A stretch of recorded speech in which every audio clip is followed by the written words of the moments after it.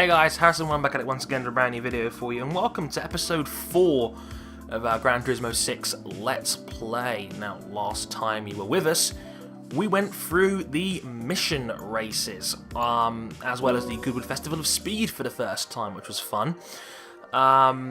So, here we are in the National B section. We've got 18 of 90 stars. The coffee break challenge is open now, but I'm going to save that till later because the eco challenge is quite unique and doing these two wouldn't take very long. So let's go down into the city trials down here.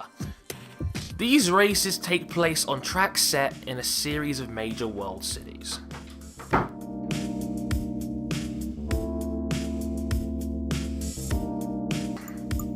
So 2 laps of Madrid, 2 laps of Tokyo R246, and 2 laps of London. Seems simple enough.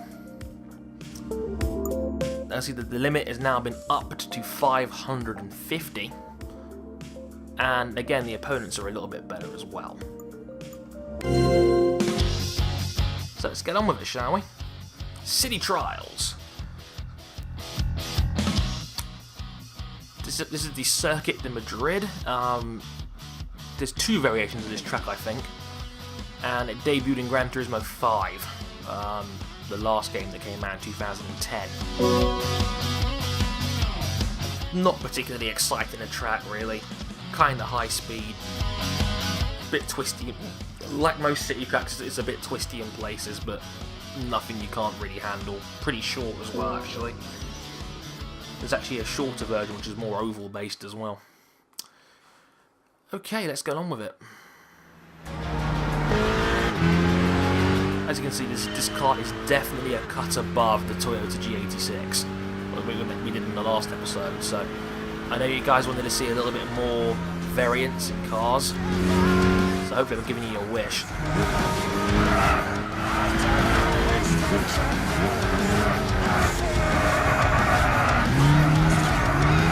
Go around the outside of you. But yeah, this car definitely feels like a rally car, and that's a good thing, because it's really good round the corners.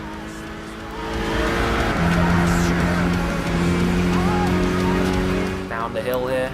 Oh god, he's just... You see him just swerve to the left there and he cut me off. Oh. Used almost like a bit of a bumper there. We've all done that in a GT game before. Trust me. If you've never done that, you've never played Gran Turismo.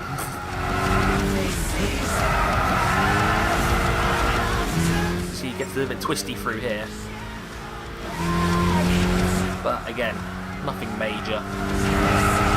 Really straightforward.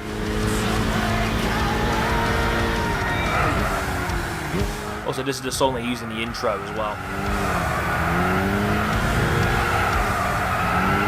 Again, if you're playing GT6, again, be careful of the music in the game, because I'm hearing some of it you can get copyrighted for, so just bear that in mind.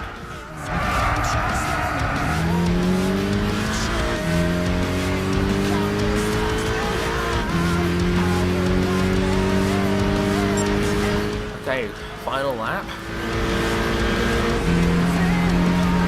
See, this is a little bit too easy, isn't it? I passed him half a lap ago and I've already got a 6-second lead.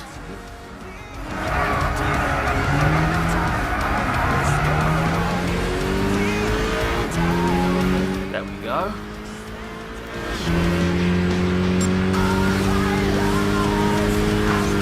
Ooh, tapped the wall there. You can see that one there.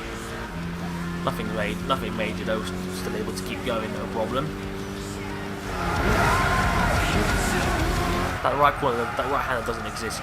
You break in for the left hander here.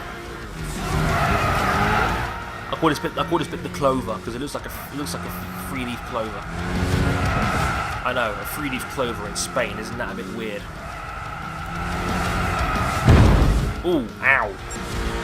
That's a big one. That's what she said. Hooray for childish penis jokes. Hooray.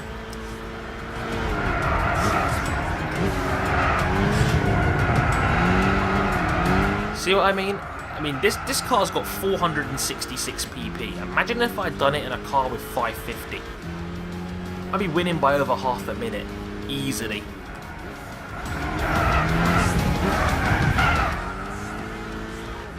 But yeah, this car is wonderful, it really is. It's just got power, it's just got great cornering power out because of the four-wheel drive, and it's really great through the corners. You can see how it was a rally car. But yeah, the highest threat there was the Mustang GT, and that didn't stand a chance. I'm not even going to wait around to see what time it ended up with, because it's going to be a demolition. Let's see here. Yeah, another 9,000. And another 3 stars. That takes us up to 21, which means we've now unlocked the one-make races for this section. More on those later.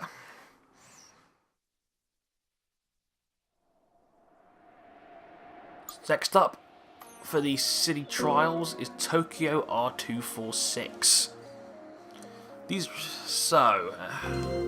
Again, Tokyo is been again another long-running staple of the franchise. I think it debuted in Gran Turismo 3 on the PlayStation 2.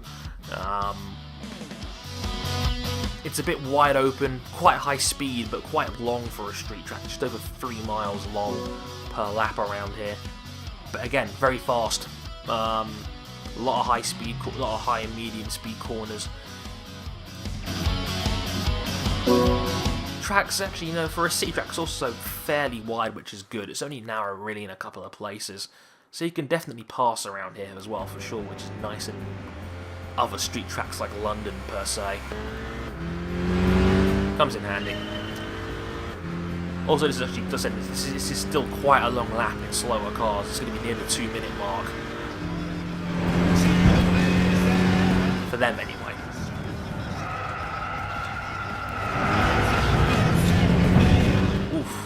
Bit of attack from the Camaro there.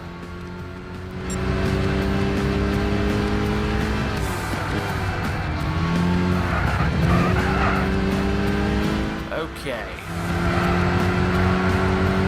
Who's that up in the distance there? Can't recognise that car from here. I didn't pay enough attention to the loading screen.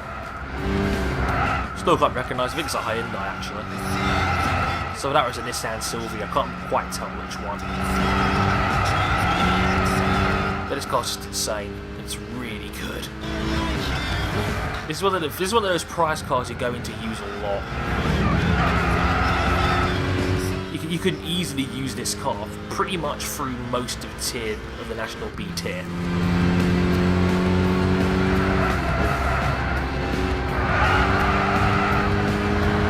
Crazily enough, there's the Subaru. Oh god. This is another issue I have with Gran Turismo in general. The AI cars are not aware of your presence unless they're trying to pass you. It will cut across you. It will not know you're there until you're literally right on top of it, which isn't helpful because by that point an accident is pretty much unavoidable.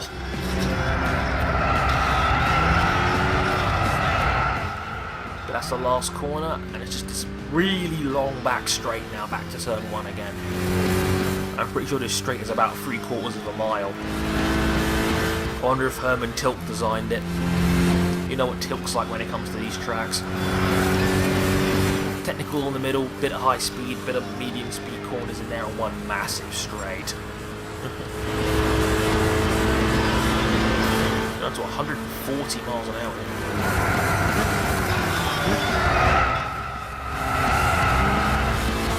Just about braked in time for that corner.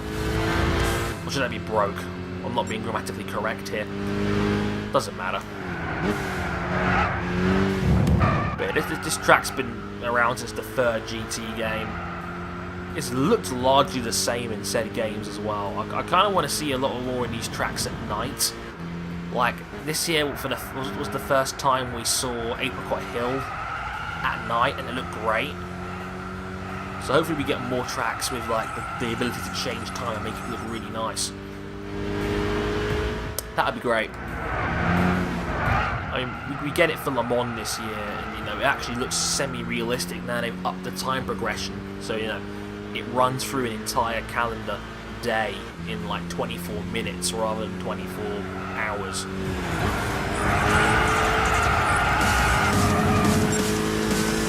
So because that's a plus, right?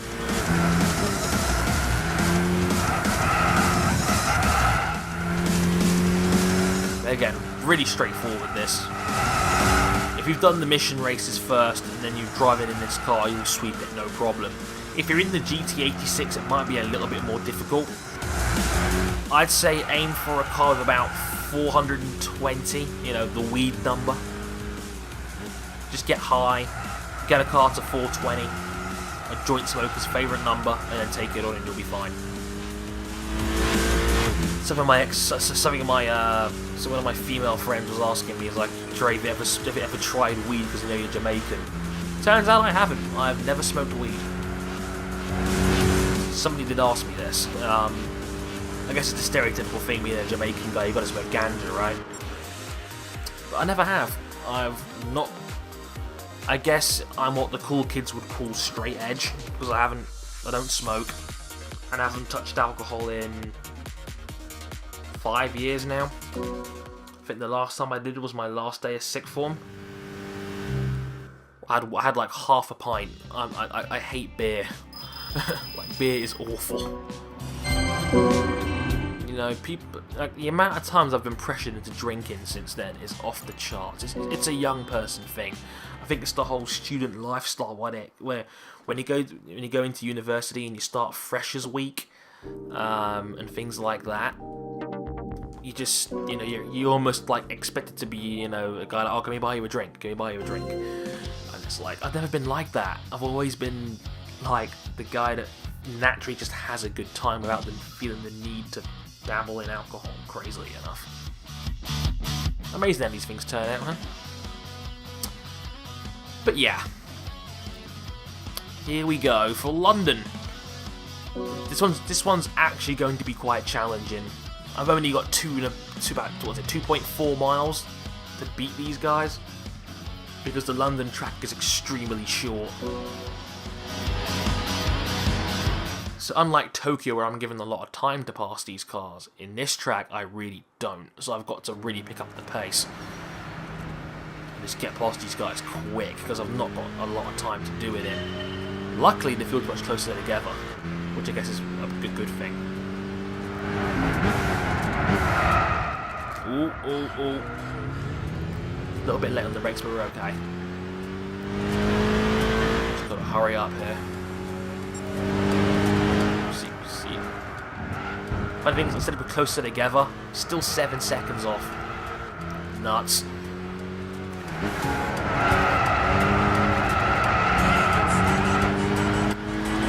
.330i next up for the BMW is the most recent shape. May just grazed all there a little bit. Looking for second now. Lovely stuff. Now we've got to get that leader, the Italian dude called Harvey, which makes total sense to me. Not a stereotypical Italian surname there, eh? Anywho, how far back are we? 2.7 seconds. Let's hurry up here. Ooh, a bit too quick there. Luckily we've got that explosive power coming out of the men still, because this car's four-wheel drive, so we still gained 7 tenths on him. What, they put an NSX up against me? Good lord. They weren't... This one was actually semi-challenging. Still gonna whoop its arse though.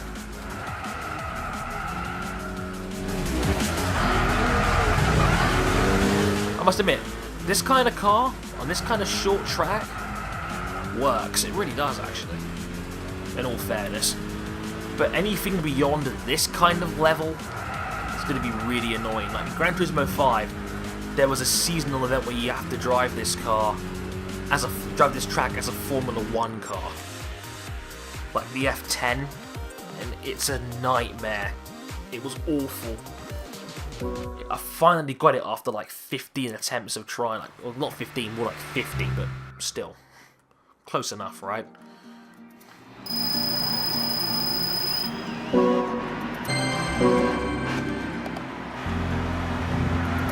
But there we go. Got them all out of the way. I was like, yeah, the car was a Lancer Evo 3. Wow, that I did not know. 1995. So that car's nearly 20 years old now. That is ridiculous.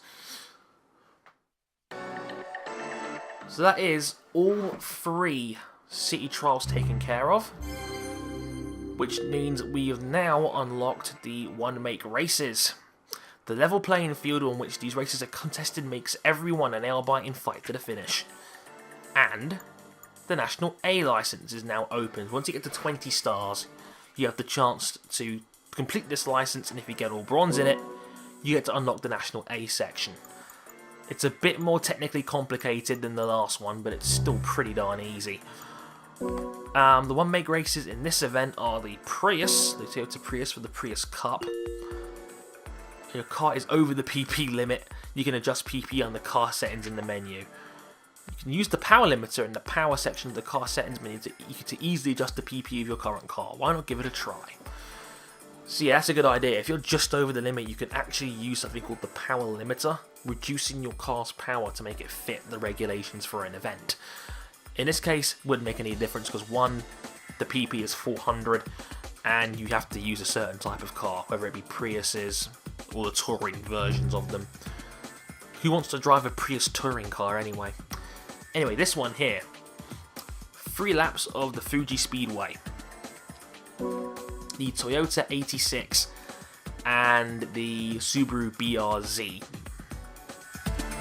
So let's just change car real quick.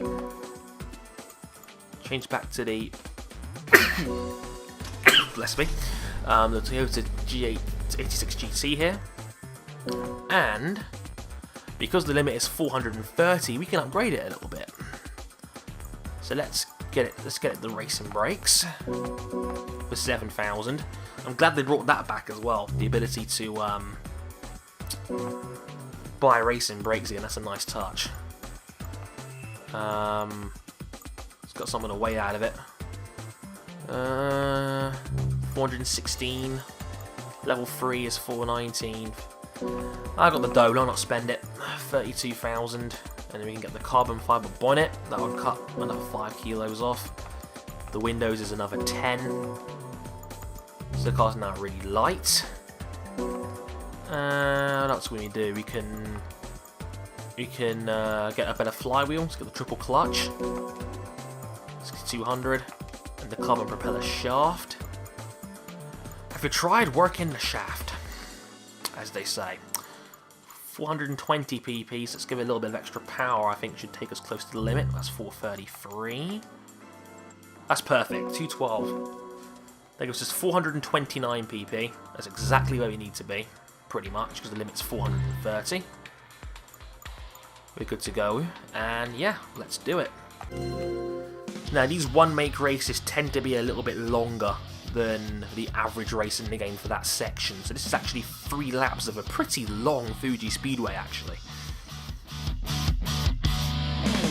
This is the modern Fuji Speedway, by the way, in case you're wondering. There's 10 cars here instead of the usual 6. You'll see the events will start having more cars in later on. But yeah, this is a 3-lap race around Fuji Speedway, the F version. So it's the most technical and longest version. Funny thing is, it's not that long. Like, pure-wise in length, it's only 2.8 miles. Less than Tokyo, which we did earlier. But the average speed is pretty low for it. It's quite a technical track, especially at the end. Oh, tap that car, I didn't see him still. Oh. But we're okay. This car's a lot more powerful now. Well, not a lot more powerful, it's a lot more efficient. And definitely handles even nicer now as well, so this shouldn't even sweat. That stage 3 weight reduction is not worth it at 32,000 under normal circumstances, because like every car you upgrade should have stage 1, because that is what takes away the most weight. Does things like removing the rear seats and things like that. But stages 2 and 3 are just wastes of money, really. Don't know why they're in there. They're coming down here now towards the hill and towards the little twisty back section of the track. This is what they added in to revamp it in 2000. I think it was 2005 they did this. Because, like, I remember playing this in Gran Turismo 4 when that first came out on the PS2. And in that game there was also the 90s version of the Fuji Speedway and the 80s version. The 80s version had, like, no chicanes. It was really high speed. The 90s versions added the 2 chicane sections, and when they revamped it, we now get this, the much more technical 2005 version. Again, seen on Top Gear when Clarkson was driving the new Skyline GTR, and yeah, you may have seen this during the 2007 and 2008 Japanese Grand Prix. I thought they only came to Japan once. Turns out it was twice. Thanks to Richard Evans for the correction on that one, it was actually 07 and 08. There was 2 races in Japan here. Both of them were wet, so I think that's what confused me.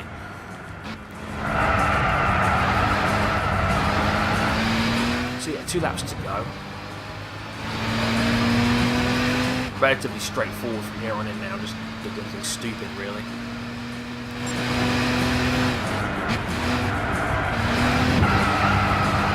What was Alonso that won in 08 as well, not Hamilton. I think Hamilton won the other one.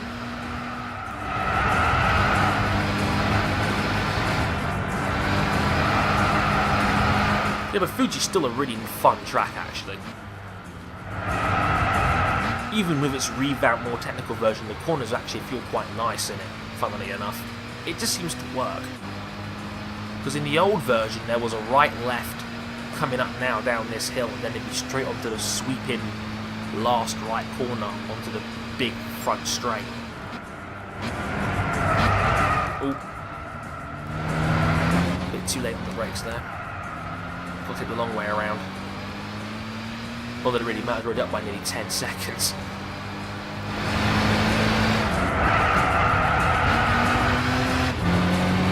I must admit, I didn't really feel like tuning this car up, but I thought, it's a bit of fun. Why not? I've got to do it for a seasonal event soon anyway, so I might as well get close to that limit.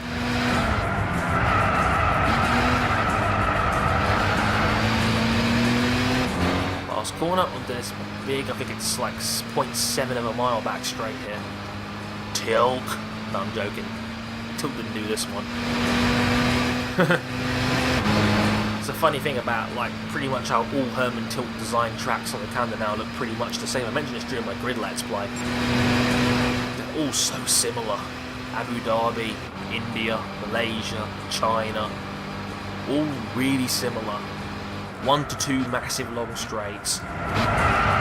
Big emphasis on medium technical corners, and one really slow street-like section at the end. Same for Sochi, which is coming up for Russia this season. I've seen it on R Factor. It looks a lot like Valencia in terms of layout. Because that's just what Formula 1 needed, more tracks like Valencia, which everybody thought was boring apart from 2012. Ironically, the last year they went there.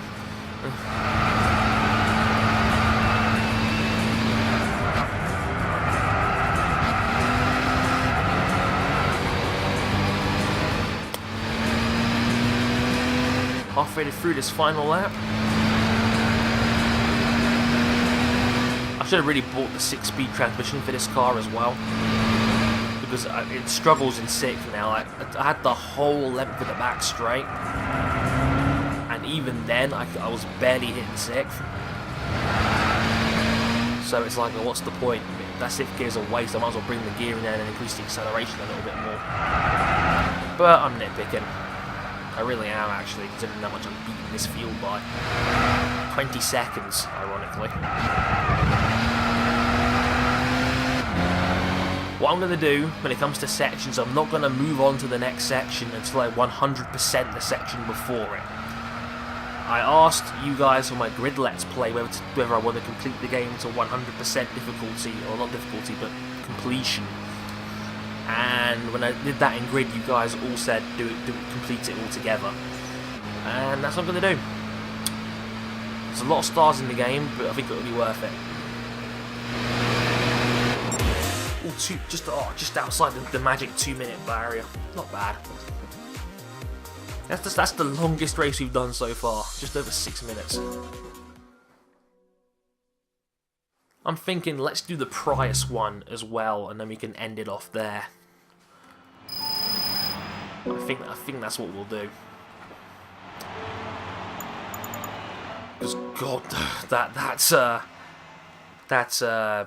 that Toyota one was lengthy. I didn't realise that they were so lengthy until I did it again and realised, oh snap. I say this because ironically the next item on the list here is the 5-minute series races that are all, rather than laps, are set to a 5-minute time limit. Oh, hello. Dear friend, it has been too long since we last had the pleasure of your company. Your speed and skill behind the wheel are the talk of all England. We would be hugely honoured if you could join us again at the Goodwood Festival of Speed. I have prepared a stunning selection of historic classics and racing cars I sincerely hope you will enjoy. Please do come and take them for a spin. I look forward immensely to meeting you again. Yours, Lord March. So the second round of Goodwood events are now available as well. We've got the 507-57, we have the Lotus Europa and the SLS GT3 car as well, so that'd be fun to try out. In the meantime, let's buy a Prius. Something I never thought I would say unless I'm an A-list celebrity who pretends to care about the environment. As every celebrity on Top Gear who has a Prius will tell you. Bastards. There's a touring car one, right? Isn't it like 100 grand though? Let's see. God, it's 185,000. No, no, no. Give me the standard price. That's what we all want, right?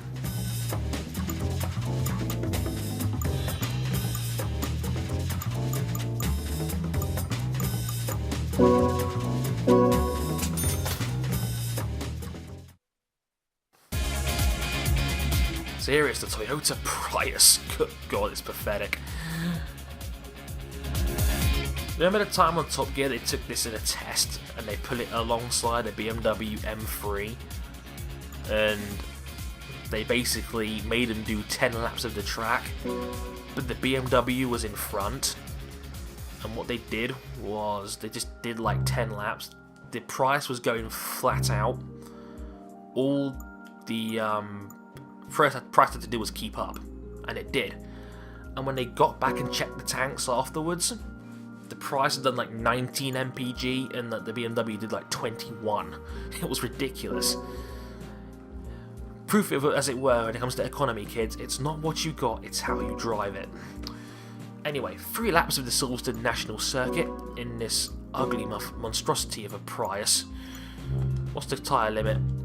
Sports hard. Let's get them some sports hard tyres. That's all I'm going to buy for it, really. Sports hard. That might be all I need for this, actually. I'm going to smoke them in the corners. I want make race for owners of the world's most well-known hybrid, the Toyota Prius. As long as you're within the PP limit, you can use any year or model you like. Like, why do they have the touring car as a suggestion when it has way more than the 400 PP limit? It's just nonsense. Anywho, time for the Silverstone National Circuit. Okie doke. Let's get this over with. So I never have to drive this thing again. Maybe. I'm just having a sudden brainwave thinking there's an Electric Master event in National A. Shit. Also, bear with me if I sound a little bit tired. It's because it's 1:30 in the morning over here in the UK when I'm recording this, so, you know. I'm showing my dedication to the cause. Let's enjoy it. Or at least try to. It's still a fucking Prius, good lord. This thing just feels ugly.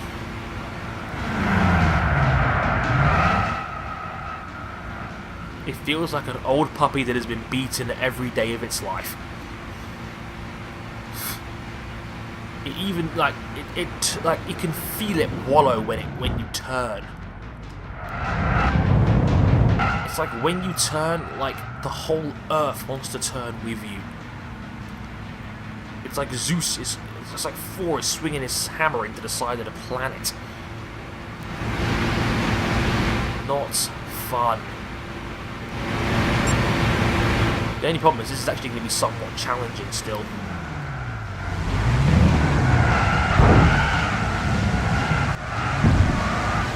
I forgot it's an automatic as well, so there's not even any satisfying gear changes either. This car is making me depressed. Go on, draft that Prius. I have nothing more to live for. Come back. Why won't you love me?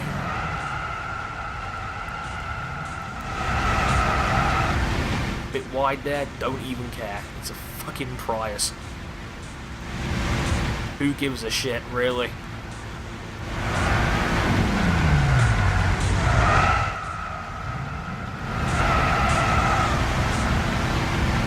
Yeah, that's some cornering speed right there in this freaking Prius.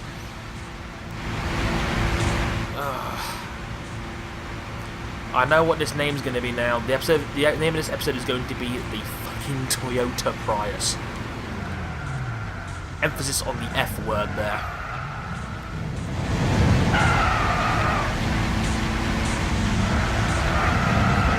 Out of the way. Oh my god, get out of the way, you sodded piece of garbage. It's killing the planet.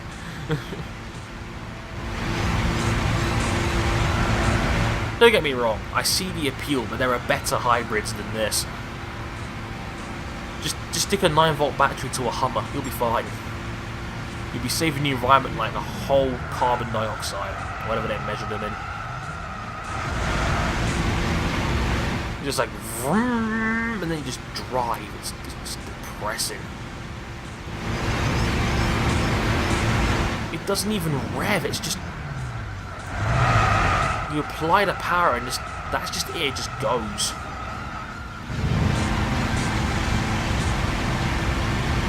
It gets up to like what 5,500 RPM, and that's just it. That really is all it's got to give. Ugh. Put me out of my misery, please. I need counseling.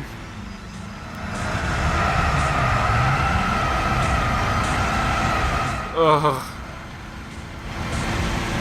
This is like I'm watching a really bad porno. It's that painful. Come on, hurry up, you piece of shit. That was the worst lap I had all race. A race will not get more depressing than that, people. Trust me. It doesn't get much more horrid than that. A Toyota sodding Prius. Good God, how miserable. And with that, I'm off to leave this video and probably start cutting my wrists. I'm joking. Nah, I shouldn't to be honest, I shouldn't joke about that kind of thing, because that is kind of serious. But that was not fun. That's the least fun I've had in this game so far. Everything is better than this.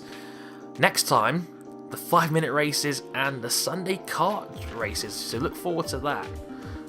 100% guarantee that the next episode will be more exciting. Promise. Until then, I've been Harrison101. Thank you very much for watching, and I'll catch you guys next time.